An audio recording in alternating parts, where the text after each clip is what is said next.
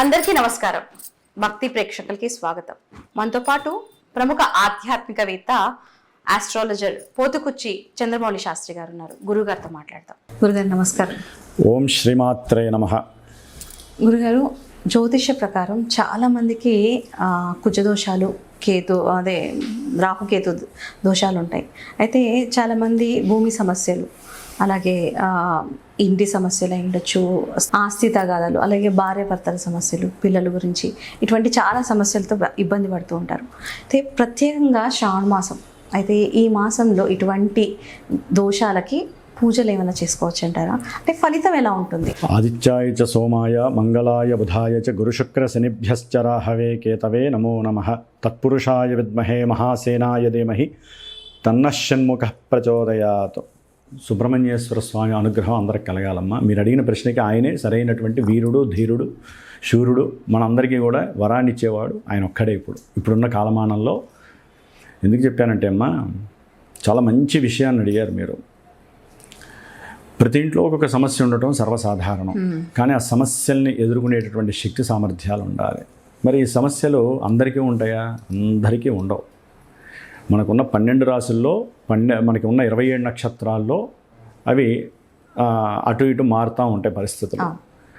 మరి మేషాది మీనరాశి పర్యంతము, అశ్విన్యాది రేవతి నక్షత్ర పర్యంతము కొన్ని నక్షత్రాల వారికి ఇప్పుడున్న కాలమానాల్లో చాలా విశేషమైనటువంటి దోషాలు నడుస్తున్నాయి. ముఖ్యంగా వృషభ రాశి. ఈ వృషభ రాశి వారికి ఆర్థిక పరంగా, కుటుంబ పరంగా, వ్యాపార రీత్యా, అట్లాగే ఆకస్మిక ధన నష్టాలు, ప్రయాణాల వలన విశేషమైనటువంటి ధన నష్టాలు, ఇట్లా వృషభ రాశికి కుజదోషం నడుస్తోంది. అట్లాగే మిథున రాశికి కుజదోషం నడుస్తోంది. కర్కాటక రాశికి విపరీతమైనటువంటి కుజదోషం నడుస్తోంది. ముఖ్యంగా వృశ్చిక రాశి వారికి దాన్ని మించినటువంటి దోషం నడుస్తోంది, కుజదోషం. అష్టమంలో కుజుడు. అట్లాగే ధనుస్సు రాశి వారికి సప్తమంలో కుజుడు. వివాహ ప్రతిబంధక ఆటంక దోషాలు. అట్లాగే వివాహం అయిన వాళ్ళకి వ్యాపారపరంగా ఇబ్బందులు. అట్లాగే కుంభరాశి వారికి సంతాన దోషం నడుస్తోంది, పంచమంలో కుజుడు. అట్లాగే మీనరాశి వారికి విద్యార్థులకి, రియల్ ఎస్టేట్ వ్యాపారస్తులకి, అట్లాగే కొంతమందికి ప్రయాణాల పరంగా, లేకపోతే గృహపరమైన మీరు అడిగినటువంటి ఆస్తులు, గృహ సంబంధిత, భూ సంబంధిత దోషాలు, ఈ కుజదోషం అనేది 4వ స్థానంలో. అంటే జన్మజాతకంలో కావచ్చు, గోచారంలో కావచ్చు. ఎక్కువగా జన్మజాతకంలో ఎవరికైనా సరే జన్మ లగ్నంలో కానీ, అక్కడ ఏమి ఇచ్చారంటే ఋషులు చంద్రలగ్నం కూడా, అంటే చంద్రుడు ఉన్న రాశిని మనం రాశి అంటాం, జన్మరాశి, దాన్ని కూడా లగ్నంగా తీసుకోమన్నారు. అంటే గోచారంలో కూడా ఈ యొక్క కుజుడు ఎక్కడెక్కడ వస్తాడో జాతకంలో జరిగే వాటికి ఇక్కడికి లింక్ అయి ఉంటుంది కుజుడు. ఈ కుజుడు ఏం చేస్తాడు? ఎక్కువగా ఎవరైనా వివాహం చేసుకోవాలి అనుకున్నారనుకోండి, జాతకంలో ఈ కుజుడు సప్తమంలోనూ, అంటే 1వ స్థానము, 2వ స్థానము, 4వ స్థానము, 7వ స్థానము, 8, 12 ఈ స్థానాల్లో ఉన్నాడు అనుకోండి, లగ్నం నుంచి కానీ అదే చంద్రుడి యొక్క లగ్నం నుంచి కానీ, గోచారంలో ఆయన ఇక్కడికి వచ్చినప్పుడు అక్కడ ఉండేటటువంటి కుజదోషం ఇక్కడ వర్తిస్తుంది. చక్కగా పెళ్ళికి రెడీ అన్నీ అవజేసుకుంటారు, పెటాకులు అయిపోతూ ఉంటుంది, ఎన్నో ఆటంకాలు వస్తూ ఉంటాయి.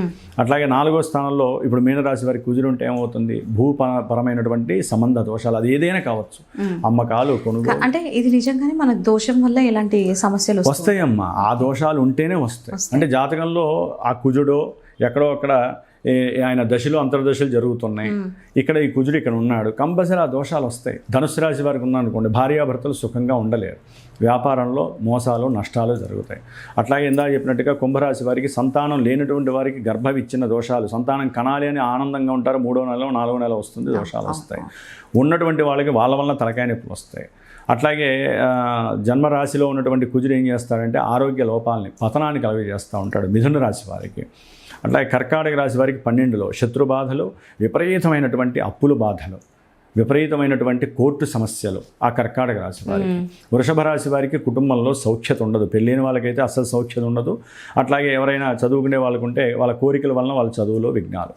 ఇట్లా కుజదోషాలతో పాటుగా ముఖ్యంగా రాహుకేతువుల దోషాలు కూడా విపరీతమైనటువంటి సర్పదోషాలు ఉంటాయమ్మా. సవ్యకాలం అని, అపసవ్యకాల సర్పదోషం అని, ఇట్లా రాహుకేతువుల వలన కలుగుతూ ఉంటాయి. జన్మజాతకాలలో ఎవరికైనా లగ్నం నుంచి సప్తం వరకే రాహుకేతువులు ఉండి మిగతా గ్రహాలన్నీ వాళ్ళ మధ్యలో ఉన్నాయనుకోండి, దాన్ని దోషము అంటారు. సర్పదోషము అంటారు. అంటే పూర్వీకులు ఎవరైనా పాముల్ని చంపినా, లేకపోతే వాళ్ళు ఎవరైనా మోసాలు చేసినా, వీళ్ళ పూర్వీకులు ఇట్లా ఏదైనా ఉంటే నాగబంధము, నాగదోషము అంటారు. ఈ సర్పదోషం వలన ఏమవుతుంది? సంతానం వృద్ధి చెందదు, వంశము వృద్ధి చెందదు, గోత్రము వృద్ధి చెందదు. ఏ పనులు అనుకున్నా జీవితాంతము వాళ్ళకి ఏదో రకమైన ఇబ్బందులు వస్తూ ఎదుర్కొన్నాక కానీ పనులు జరగవు. అంటే వేరే గ్రహాలు ఉంటాయి కదా, అవి వచ్చినప్పుడు కానీ వీళ్ళు వదలరు అన్నమాట. అంటే వీళ్ళ మధ్యలో వీళ్ళు పట్టేస్తారు. కాబట్టి ఆ దోష పరిహారార్థమై మరి శ్రావణ మాసం విశేషం కదా. ఈ శ్రావణ మాసంలో మరి కేతు అనేటటువంటి గ్రహానికి అధిష్టాన దేవత గణపతి, రాహుకి దుర్గాదేవి అధిష్టాన దేవత, కుజుడికి అధిష్టాన దేవత సుబ్రహ్మణ్యేశ్వర స్వామి. వీళ్ళ ముగ్గురిని కంట్రోల్ చేసేవాడు కార్తికేయుడు, ఆయనే స్కందుడు, ఆయనే సుబ్రహ్మణ్యేశ్వరుడు. కాబట్టి కుజదోషాలు కానీ సర్పదోషాలు కానీ ఎవరికైతే జాతకంలో కానీ ఇప్పుడు ప్రజెంట్ ఇందాక నేను చెప్పిన రాసుల వాళ్ళు కానీ నక్షత్రాలు అని చెప్పాను, కుజ నక్షత్రాలు వాళ్ళు ఉంటారు. మృగశిరా నక్షత్రము, చిత్తా నక్షత్రము, ధనిష్టా నక్షత్రము. కాబట్టి ఎవరైతే గనక ఈ యొక్క కుజదోషాలు, రాహుకేతు దోషాలు అనుభవిస్తూ ఎన్నో రకాలైనటువంటి ఈ భూ సమస్యలు కానీ, వివాహం దగ్గర దాకా వచ్చి ఫెయిల్ అయిపోవటము, అట్లాగే అన్నదమ్ముల మధ్య సమస్యల వలన కోర్టుల్లో ఉన్నటువంటి ఆస్తులు రాక అప్పులు చేసి పాపం వీళ్ళు ఆ యొక్క సమస్యలు ఎవరైతే ఎదుర్కొంటున్నారో, అట్లాగే ఒక్కొక్కసారి పిల్లలు పుట్టి కూడా 1 సంవత్సరం లోపలే వాళ్ళకి మానసికంగా ఎదగలేక పిల్లలు శారీరకంగా ఇబ్బందులు పడి చనిపోయే వాళ్ళు ఉంటారు. అట్లాగే 3వ నెల 4వ నెలలోనే చాలామందికి విచ్ఛిన్న దోషాలు ఉంటాయి. అది ఓకే, వాళ్ళకి శారీరకంగా అంతర్గతంగా సమస్యలు ఉన్నాయంటే వాళ్ళకి జాతకంలో ఈ కుజరాహు కేతువుల వల్లే జరుగుతూ ఉంటాయి. వేరే గ్రహం ఎక్కడ ఆక్యుపై కాదు. కాబట్టి ఈ దోషాలు బాగా ఇబ్బందులు పెడుతూ ఉంటాయి. ప్రమాదాలు, విపరీతమైన ప్రమాదాలు జరుగుతూ ఉంటాయి. ప్రమాదాల్లో చనిపోయి కొంతమంది వీళ్ళ కుటుంబం అంటే వాళ్ళు అటు స్వర్గలోకానికి వెళ్ళక, పాతాళ లోకానికి వెళ్ళక, వాళ్ళ యొక్క ఆయుష్ తీరకముందే కొంతమంది ఈ కుజరాహు కేతుల వల్లనే చనిపోతూ ఉంటారు. అలాంటి వాళ్ళకి ఏంటంటే గృహంలో విపరీతమైన దోషాలు ఉంటాయి. కొంతమందికి ఇంట్లోనే పుట్టలు వస్తూ ఉంటాయి, లేకపోతే పుట్టలు ఉన్న చోట ఇల్లు కట్టుకుంటారు కూలగొట్టి. ఇవన్నీ కూడా దోషాల కిందకి వస్తాయి. విపరీతమైన దోషాలమ్మ, మామూలు దోషాలు కాదు. అందుకనే కదా సుబ్రహ్మణ్య పూజ చేసుకోమని అంటూ ఉంటారు వాళ్ళని. అయితే ఇప్పుడు ఇక్కడ మీరు అడిగారు కాబట్టి ఇక్కడ ప్రశ్న, పుట్ట ఉన్నప్పుడు మనము ఆ స్థలంలో కట్టకూడదు అంటారా, లేకపోతే ఏదైనా పూజ చేయించి? యాక్చువల్లీ కట్టకూడదు. కొంతమంది ఇళ్లలోనే పెట్టుకుంటారు, మాకు ఆచారం ఇది అని చెప్పి పెట్టుకొని పూజలు చేసుకుంటారు. అదొకంతా తతంగం వేరుంటుంది. కానీ పుట్ట, అందుకనే ఎవరైనా స్థలాలు ఉన్నట్లయితే కనుక ఆ స్థలాలను ఎప్పుడెప్పుడు పర్యవేక్షించుకోవాలి. అది చిన్నదిగా ఉన్నప్పుడే దాన్ని తీసేసుకోవాలి. పెద్దదైన తర్వాత తీస్తే దాంట్లో నాగుపాము బయటికి వెళ్తే గుడ్లు ఏదన్నా ఉన్నాయనుకోండి, ఎంత ఇబ్బంది చెప్పండి. అది వీళ్ళకి సంతాన సమస్యలే, వెంటనే తగలదు. కొంతమందికి ప్రమాదభరితంగా, కొంతమందికి వాళ్ళ ఇంట్లో పెళ్ళిళ్ళు కాక, కొంతమందికి సంతానం కలగచ్చేమో, వాళ్ళు విద్యలో వృద్ధి చెందక, ఉద్యోగాలు రాక, తర్వాత వాళ్ళకి పెళ్ళిళ్ళు కాక నెక్స్ట్ జనరేషన్కి ఆ పాములు పగబెడతాయి. అవి మనకి తెలియదు. అందుకనే ఇలాంటి దోషాలు లేకుండా ఉండటానికి ఇది సరైన మార్గం శ్రావణ మాసం. కాబట్టి శ్రావణ మాసంలో ఆల్రెడీ మనకి నాగపంచమిని, గరుడ పంచమిని ఇవన్నీ జరిగిపోయినాయి. నాగుల చతుర్థి కూడా అయిపోయింది, మనకి జరుగుతూ ఉంటాయి. అయితే ఇక్కడ విశేషం ఏంటంటే గణపతి వారు కూడా ఉన్నారు. ఇక్కడ ఇంకో విశేషం చెబుతామమ్మా. ఈ మాసంలో అంతరిక్షంలో జరిగిన చిన్న విన్యాసం చెబుతాను. ఈ సెప్టెంబర్ 2వ తారీఖు వరకు కూడా కుజుడు రాహు నక్షత్రంలో, రాహు కుజ నక్షత్రంలో ఉన్నారు. అసలు వీళ్ళిద్దరికి అస్సలు పడదు. మరి ఈ కుజరాహుల యొక్క నక్షత్ర పరివర్తన మిథున రాశిలో, కుంభరాశిలో జరిగింది. 2 వాయుతత్వపు రాశిలో జరిగింది. అంటే వాయుతత్వంలో ఈ కుజరాహులు ఉన్నప్పుడు హోమం చేయడం విశేషత్వం. అయితే గురుగారు హోమం అన్నారు కాబట్టి, అంటే మీ పీఠంలో మీరేమన్నా ప్రత్యేకంగా హోమం ఇట్లాంటి దీనికి సంబంధించిన దోషాలకి ఏమన్నా చేసి? కంపల్సరీ అమ్మ. ఎందుకంటే నా జ్ఞానసిద్ధి క్షేత్రము హైదరాబాద్లో ఉంది. నేను విశేషంగా ఆల్రెడీ నాకు జాతకాల రీత్యా జపాలు, ఇట్లాంటి రుద్రాభిషేకాలు, పాశుపత రుద్రాభిషేకాలు, విశేషంగా హోమాలు జరుగుతూనే ఉంటాయి నా దాంట్లో. ఎప్పుడూ కూడా నా యొక్క పీఠంలో జరుగుతూనే ఉంటాయి. కొంతమంది పర్సనల్గా కూర్చొని చేసుకుంటారు వీటి గురించి. కొంతమంది ఏంటంటే దూర భారంలో, విదేశాల్లో ఉండొచ్చు, లేకపోతే మనకి అందుబాటులో లేని వేరే రాష్ట్రాల్లో ఉన్నవాళ్ళు, వేరే జిల్లాల్లో ఉన్నవాళ్ళు ఉంటారు. మరి వాళ్ళు వచ్చి చేయాలంటే వాళ్ళకి సమయము ఖర్చు అవుతుంది, ఆర్థికంగా ఖర్చు అవుతుంది. కాబట్టి నేనేంటంటే విశేషంగా ఈ ఆగస్టు మాసంలో 31వ తేదీన సంకటహర చతుర్థి అని శ్రావణ మాస సోమవారం రోజున వచ్చింది. శ్రావణ మాసం సోమవారమే విశేషత్వం. అందులో గణపతి అనుగ్రహం, ఈశ్వర పుత్రుడు. దానికి తోడు ఈ రాహుకేతువుల దోషాలు, కుజదోషాలతో అల్లాడే వాళ్ళ కోసమని సుబ్రహ్మణ్య పాశుపత రుద్రహోమాన్ని ఏర్పాటు చేసుకున్నారు. సుబ్రహ్మణ్య పాశుపత రుద్రహోమము, లక్ష్మీ గణపతి హోమము. ఎందుకంటే కేతువుకి అధిష్టాన దేవత ఇందా చెప్పాను, గణపతి వ్యాపారస్తులకి విశేషమైనటువంటి మార్గాన్ని చూపిస్తుంది. వ్యాపారం చేయాలనుకున్న వాళ్ళకి, వ్యాపారంలో పెట్టుబడులు పెట్టి ధనము రాక ఆ పెట్టుబడికి తగ్గ సాటిస్ఫాక్షన్గా డబ్బు రాక ఇబ్బంది పడే వాళ్ళకి, ఆకర్షణ లేక వ్యాపారాలు అట్లాగే స్తబ్దంగా ఉన్నటువంటి వాళ్ళకి, అది ఏ రంగమైనా కానివ్వండి, అది పెద్ద పారిశ్రామిక రంగమా చిన్నగా చేసుకునే వ్యాపారస్తుల తర్వాత విషయం, వాళ్ళందరికీ ఒక అందుబాటులో ఉండేటట్టుగా నా వంతుగా నేను నా పీఠంలో విశేషంగా నవగ్రహ హోమము, వారి యొక్క ఒకవేళ నాకు ఫోన్ చేసి వారి యొక్క నక్షత్రపరంగా చెప్పుకొని ఆ నక్షత్రము, వారి యొక్క గోత్రము, పేరు చెప్పి, ఇప్పుడు దంపతులు ఉన్నారు, వాళ్ళకి సంతానం కలగాలి, దంపతులకి దానికి తగ్గ సంకల్పం ఒకటి ఉంటుంది.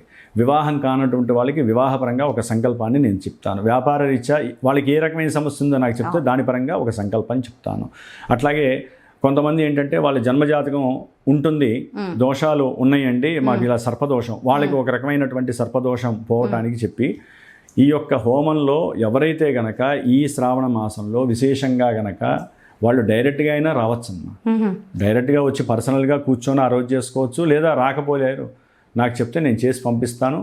వారికి విశేషంగా సుబ్రహ్మణ్యేశ్వర స్వామికి సంబంధించినటువంటి చిన్న ప్రతిమ ఉంటుంది, విగ్రహం, చిన్న విగ్రహం, అది ఎవరింట్లో అయినా అందరూ పెట్టుకొని చేసుకుంటే అసలు వాళ్ళకి తిరుగు ఉండదు. ఇక ఆయన మీ ఇంటికి వచ్చాడు అంటే మీ రుణ బాధలు పోయినట్టే. ఆయన మీ ఇంటికి వచ్చాడు అనుకుంటే నా చేత పూజ చేయించబడి వాళ్ళకి కంపల్సరీ సంతానం కలగాల్సిందే దంపతులకి. ఎవరైతే కనుక ఆ సుబ్రహ్మణ్యేశ్వర స్వామికి నేను ఇన్ని రోజులు ఈ మంత్రం అని చెప్తాను, నేను చేసి పంపించిన తర్వాత ఆ మంత్రాన్ని నిత్యము చేసుకొని ఆ తీర్థం తాగితే ఆరోగ్యము పండిస్తాడు ఆయన. అట్లాగే వివాహం కాని వాళ్ళకి వివాహాన్ని ఇస్తాడు. సర్పదోషాలు, కుజదోషాలు జన్మజాతకంలో ఉన్న వాళ్ళకి అవన్నీ పటాపంచలైపోతాయి.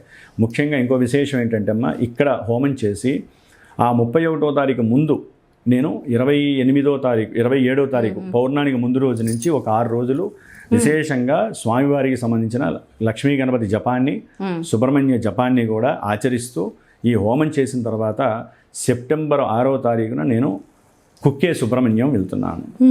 ఈ ఎవరైతే గోత్రనామాలు ఉన్నాయో అవన్నీ అక్కడ చెప్పి మళ్ళీ అక్కడ నేను జపము పూజ ఆచరించి ఈ చిన్న విగ్రహానికి స్వామివారి దగ్గర పూజ చేయించి దాన్ని వీళ్ళకి నేను తర్వాత కొరియర్ చేస్తాను. అంటే ఆ యొక్క అక్కడ రక్ష పెట్టించేసి స్వామివారిని, ఈ భస్మాన్ని, ఈ 3 వాళ్ళకి పంపించే బాధ్యత నాది. చాలా విశేషంగా దాంట్లో సామర్థ్యం ఉండి విశేషమైనటువంటి ప్రతిభ, ఆ మూలమంత్ర బీజాక్షరాలు చెప్తూ గనక ఆ సుబ్రహ్మణ్య హోమాన్ని ఎవరైతే చక్కగా ఆచరిస్తారో నేను వాళ్ళకి వీడియో కూడా పంపిస్తాను, చేయిస్తారో వారికి ఫ్యాక్ట్గా చెప్తున్నాను. ఆ విశేషత్వం నా 30 ఏళ్ళ జీవితంలో ఎంతోమంది చేయించాను కాబట్టి, చేసుకున్న వాళ్ళు చెప్పారు కాబట్టి ఆ ఫలితం మీకు లభిస్తుందనే ఉద్దేశంతో నేను చెప్తున్నాను. ఓకే, చూసారు కదా గురుగారు చెప్పినట్టుగా ఎటువంటి దోషం ఉన్నా, అంటే రాహుకేతువుల దోషం, అలాగే సర్పదోషం, ఇటువంటి దోషాలున్నా గురుగారికి సంప్రదించగలరు. కింద నంబర్ కనిపిస్తూ ఉంటుంది. డెఫినెట్గా ఏ దోషాలు ఉన్న వాళ్ళు గురుగారిని సంప్రదించి మీ బాధలు ఏమన్నా ఉంటే చెప్పుకున్నా కూడా గురుగారు రెస్పాండ్ అవుతారు. ధన్యవాదాలు గురుగారు. ఓం శ్రవణ భవాయ నమః.